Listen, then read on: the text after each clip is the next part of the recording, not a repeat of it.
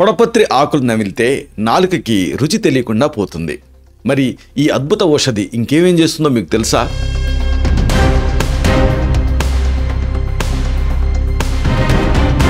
మధుమేహాన్ని కంట్రోల్ చేయడంలో పొడపత్రికి ఎంతో పేరుంది. అయితే ఇది కేవలం రక్తంలోని చక్కెర స్థాయిలనే కాకుండా ఇతర సమస్యలను కూడా తగ్గిస్తుందా? కాలేయపు ఆరోగ్యాన్ని మెరుగుపరచడంతో పాటుగా ఆకలిని పెంచుతుందని ఆయుర్వేదం చెప్తుంది. మరి పొడపత్రి ఇంకా ఎలాంటి జీర్ణ సమస్యలకు పరిష్కారం చూపిస్తుంది? స్త్రీల ఋతు సమస్యలు, దగ్గు, జ్వరం, మూత్రపిండాలలో రాళ్ళు, వీటన్నిటికీ కూడా పొడపత్రి ఎలా సహాయపడుతుందో మీకు తెలుసా?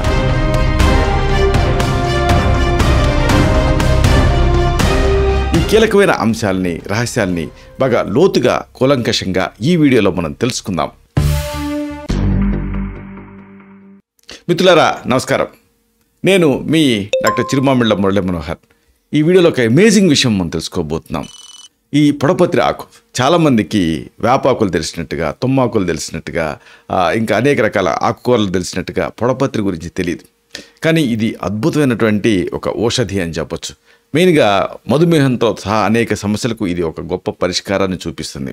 అయితే దీని అసలు సిసలు ఉపయోగాలు ఏమిటి, దీన్ని ఎలా గుర్తుపట్టాలి, ఈ మొత్తం సమాచారాన్ని మనం తెలుసుకుందాం. అంటే ఈ పొడపత్రికి సంబంధించినటువంటి శాస్త్రీయ సమాచారాన్ని మనం తెలుసుకుందాం.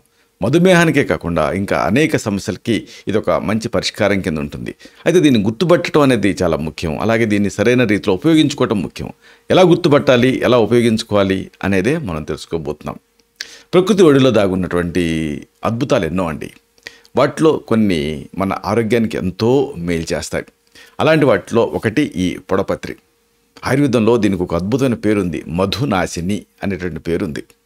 ఆ సెల్ఫ్ ఎక్స్ప్లెనేటరీ, ఆ పేరులోనే దీని గొప్పతనం, దీని పనితీరు మనకి అర్థమవుతుంది. ఎందుకంటే తీపిని నాశనం చేసే గుణం, అంటే మధుమేహాన్ని నాశనం చేసే గుణం దీనికి ఉంది అని అర్థం. కాలాతీతంగా రుజువైనటువంటి ఈ దివ్యమైన ఔషధం తరతరాలుగా మానవాళి ఆరోగ్యానికి అండగా నిలుస్తూనే ఉంది. దీని ఆకుల్ని నమిలినప్పుడు కొంత టైం వరకు మీకు ఆ తీపి రుచి మీరు గ్రహించలేరు. అది దీని ప్రత్యేకత. అంటే ఇది కేవలం ఒక ఎక్స్పీరియన్స్, ఒక అనుభవం మాత్రమే కాదు, శరీరంలో చక్కెర కంట్రోల్కి ఇది ఎంత సహాయపడుతుందని చెప్పేటటువంటి ఒక సూచన. పొడపత్రి అద్భుతమైనటువంటి ఆరోగ్య ప్రయోజనాలను అందించే ఒక గొప్ప ఔషధి, గొప్ప ఔషధపు మొక్క. ముఖ్యంగా ఆయుర్వేదంలో దీనికి ప్రత్యేకమైన స్థానం ఉంది. ఇది కేవలం తీపిని నాశనం చేయటమే కాదండి, శరీరంలోని ఆ కఫం, వాతం ఇలాంటి దోషాలను తగ్గించడానికి కూడా ఇది కీలకమైన పాత్ర పోషిస్తుంది. జీర్ణపై శక్తిని మెరుగుపరచడం, గుండె ఆరోగ్యాన్ని పెంచడం, శ్వాస సంబంధిత సమస్యలను తగ్గించడం లాంటి ఎన్నో ఆస్పెక్ట్స్లో ఇది పనిచేస్తుంది. పొడపత్రి కొన్ని ముఖ్యమైనటువంటి అద్భుతాలని ఈ రకంగా చేస్తుంది.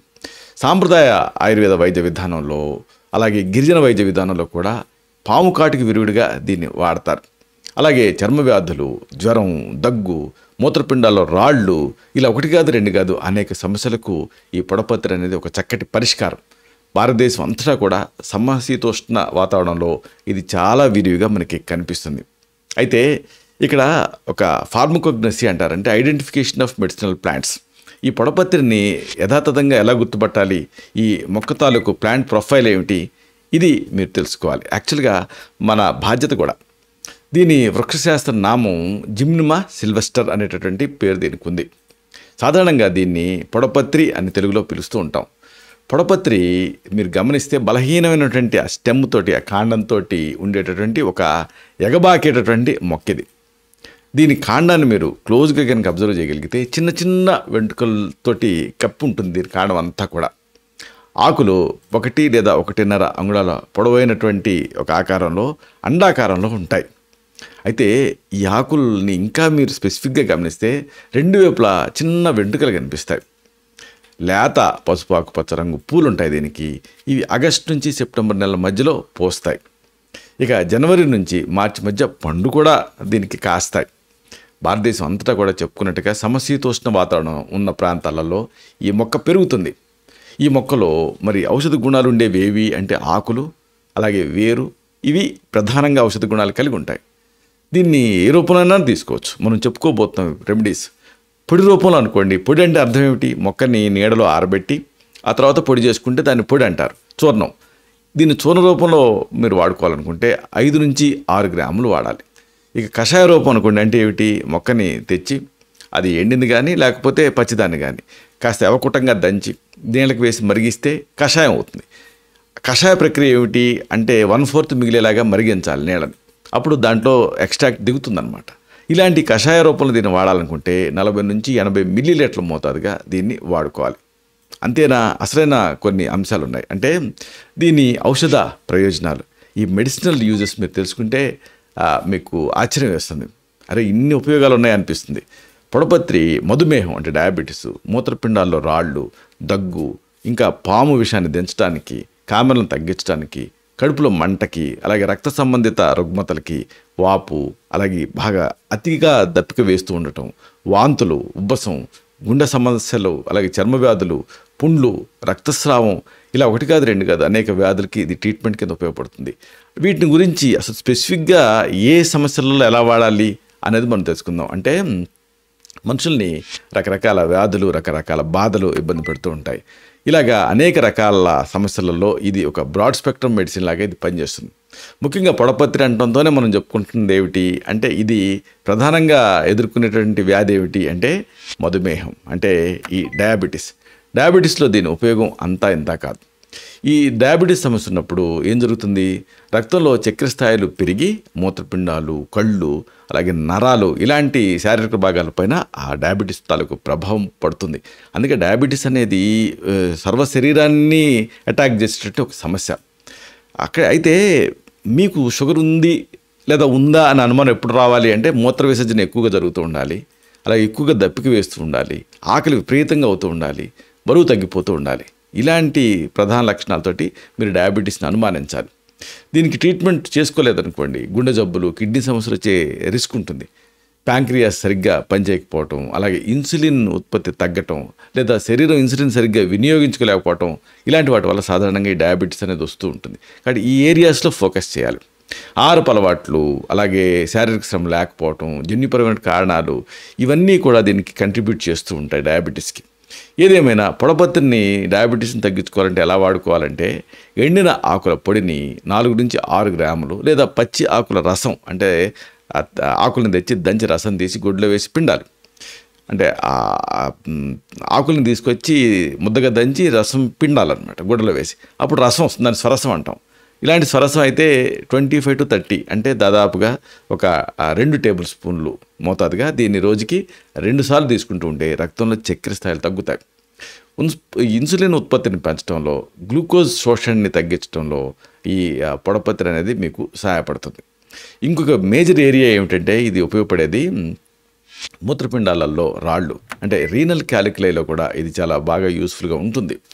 మూత్రపిండాల్లో ఖనిజ లవణాలు గట్టిపడి రాళ్ళుగా మారడం అనేది ఈ మూత్రపిండాల రాళ్ళకి ముఖ్యమైనటువంటి లక్షణం.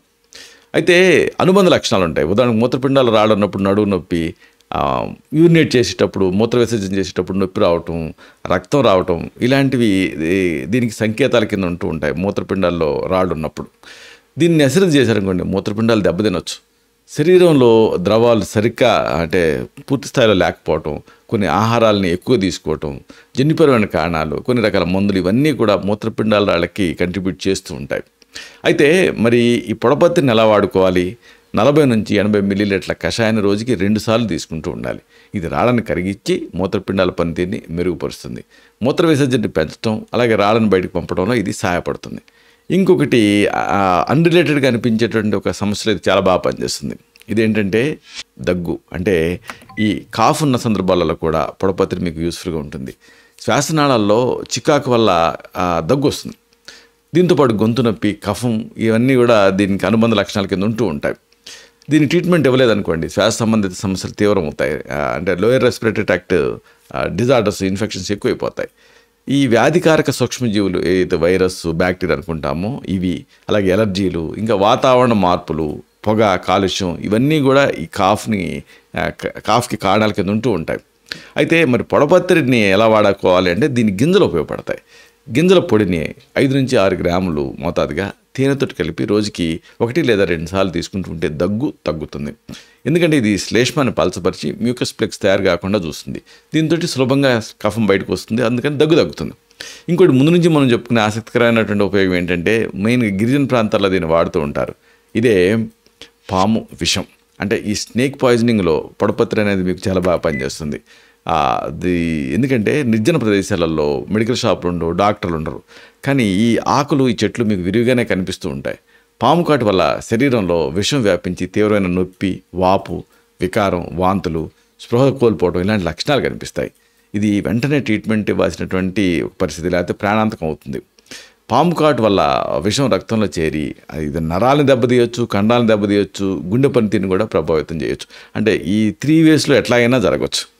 అలాంటప్పుడు ఈ పొడపత్రి తాలూకు వేరు రసం దీన్ని 25 to 30 ml తక్షణమే ఇవ్వాల్సి ఉంటుంది. దీంతో ఆ విష ప్రభావం తగ్గుతుంది. ఇది ట్రీట్మెంట్ కాదు, ప్రభావం తగ్గించడానికి ఫస్ట్ ఎయిడ్. ఆ తర్వాత దీన్ని మెడికల్ ఫెసిలిటీ కల్పించవచ్చు. వేరు పేస్ట్ని ఆ పాము కాటు ఎక్కడైతే వేస్తుందో అక్కడ లేపనంలాగా రాయాల్సి ఉంటుంది. ఇది విషాన్ని విడదీసి శరీరంలో దాని ప్రభావాన్ని తగ్గిస్తుంది. అలాగే ఇంకొకటి ఆ పొడపత్రి ఉపయోగపడేటటువంటి మరొక ఏరియా ఏంటంటే కామెర్లు. అంటే ఈ జాండిస్లో కూడా ఇది చాలా యూస్ఫుల్గా ఉంటుంది. శరీరంలో బిలిరూబిన్ స్థాయిలు పెరగటం వల్ల ఈ చర్మం కానీ కళ్ళు కానీ పసుపు రంగులోకి మారతాయి. మామూలుగా ఇలా జాండీస్ ఉన్నప్పుడు విపరీతమైన బలహీనత ఉంటుంది, ఆకలి తగ్గిపోతుంది, మూత్రం రంగు ఏమో మారుతూ ఉంటుంది. ఇవన్నీ ప్రధాన లక్షణాలు. మూత్రం చాలా బ్రిక్ రెడ్లో వస్తూ ఉంటుంది. ఇది కాలేయానికి సంబంధించినటువంటి ఒక తీవ్రమైన సమస్య. నిజానికి కాలేయం సరిగ్గా పనిచేయకపోవటం కానీ, పిత్తాశయ నాళాలు అడ్డుపడిపోవటం కానీ, లేకపోతే రక్తనాళాలు బ్లాస్ట్ అయ్యి విచ్ఛిన్నం అవటం కానీ, ఇలాంటివన్నీ కూడా జాండీస్కి కారణాల కింద ఉంటూ ఉంటాయి. ఇలాంటప్పుడు ఈ మొక్క తాలూకు పచ్చి రసం దీన్ని తీసుకుంటే ఆకలిని పెంచి కాలేయపు పనితీరుని మెరుగుపరుస్తుంది. అంటే ఇది ఒక హెపటో స్టిమ్యులెంట్ కింద కాలేయపు ఉద్దీపనగా పనిచేస్తూ బిలిరూబిన్ స్థాయిని సాధారణ స్థాయికి తీసుకురావడానికి సహాయపడుతుంది. అలాగే ఇంకొక ఏరియా పొడపత్రి ఉపయోగపడేది చర్మ సంబంధ వ్యాధులు. ఈ చర్మ వ్యాధుల్లో స్కిన్ డిసీజెస్లో దీని యూజ్ అమోఘం అని చెప్పొచ్చు. చర్మం పైన దద్దుర్లు, దురద, ఎరుపుదనం, పొడిబారటం ఇవన్నీ కూడా ఈ పొడపత్రి తాలూకు సాధారణ ఈ చర్మ వ్యాధుల సాధారణ లక్షణాలు. కొన్నిసార్లు దీంతో పాటుగా తీవ్రమైన నొప్పి, పుండు కూడా తయారవుతూ ఉండొచ్చు. సాధారణంగా బ్యాక్టీరియల్ ఇన్ఫెక్షన్స్, ఫంగల్ ఇన్ఫెక్షన్స్, ఇంకా ఎలర్జీలు, ఇమ్యూనిటీ తగ్గిపోవటం, జన్యుపరమైన కారణాలు ఇవన్నీ కూడా స్కిన్ డిసీజెస్కి కంట్రిబ్యూట్ చేస్తూ ఉంటాయి. ఇలాంటప్పుడు సింపుల్గా ఈ పొడపత్రి ఆకుల పేస్ట్ని ఎక్కడైతే ఎఫెక్ట్ కనిపిస్తుందో చర్మం పైన అలాంటి ప్రభావిత ప్రాంతంలో దీన్ని లేపనం కింద రాస్తూ ఉండాలి. ఇది చర్మం పైన ఉండేటటువంటి ఆ మంటను తగ్గించి ఇన్ఫెక్షన్స్ని కంట్రోల్ చేయడానికి సహాయపడుతుంది. అలాగే ఇంకొకటి ఒక ఆసక్తికరమైన విషయం ఏంటంటే ఇది ఇన్ఫ్లమేషన్, అంటే ఈ వాపును తగ్గించడానికి కూడా పొడపత్రి సహాయపడుతుంది. శరీరంలో ఏ భాగంలోనైనా సరే వాపు, ఎరుపుదనం, నొప్పి, వేడి, పనితీరు కోల్పోవడం ఇవన్నీ ఇన్ఫ్లమేషన్ లక్షణాలు. ఇవన్నీ ఇలాంటప్పుడు ఇది ఇన్ఫ్లమేషన్ అనేది ఒక లక్షణాల సముదాయం, కానీ అనేక వ్యాధులకి సంకేతం అయ్యే అవకాశం ఉంటుంది. అంటే గాయాలు, ఇన్ఫెక్షన్స్, ఎలర్జీలు, అలాగే ఆటో ఇమ్యూనిటీ అంటే స్వయం ప్రతిరక్షక వ్యాధులు ఉంటూ ఉంటాయి. ఇలాంటివన్నీ కూడా ఈ వాపుకి కంట్రిబ్యూట్ చేస్తూ ఉంటాయి. ఇలాంటప్పుడు ఈ పొడపత్రి వేరు పేస్ట్ని ఆముదంతో కలిపి వాపు ఉన్న చోట, అలాగే ప్లీహం, కాలేయం అలాంటి హెపటోమెగాలి, స్ప్లీనోమెగాలి ఉన్న చోట కడుపు పైన లేపనంలాగా రాయాల్సి ఉంటుంది. ఇది వాపును తగ్గిస్తూ నొప్పి నుంచి రిలీఫ్ని కలిగిస్తుంది. అయితే పొడపత్రికి సంబంధించి కొన్ని ముఖ్యమైనటువంటి అంశాలు కూడా ఉన్నాయి. ఇవి కూడా తెలుసుకోవడం అనేది మీరు అవసరం. అంటే ఇతర ఇంపార్టెంట్ ఫ్యాక్టర్స్, ఇతర పాయింట్స్ ఇవి కూడా మీరు తెలుసుకోవాలి.